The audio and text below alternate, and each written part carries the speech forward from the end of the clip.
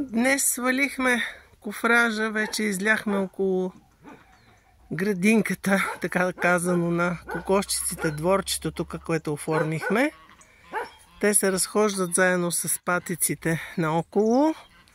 Кучетата са вече тук, преместени да ги пазят. Нощно време има чакали.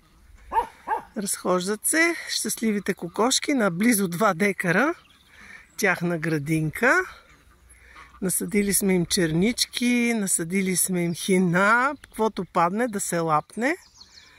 Няма да ги оставят, разбира се.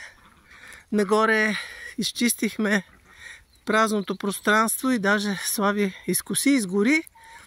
И сега го мина с мотофрезата, с трактора, за да го разчисти. Имаме си бодливи краставици, берем ги, за да може да наедряват по-бързо. Разчистихме бустана, около малките дръвченца, фургона. Сега ще започнем грижа за дърветата. Трябва да ги опръскам.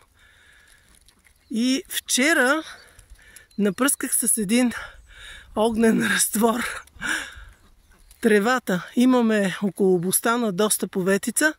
Ако има ефект след няколко дни, ще дам и рецептата, да видя дали ще има ефект. Ако няма ефект, просто няма смисъл да я казвам.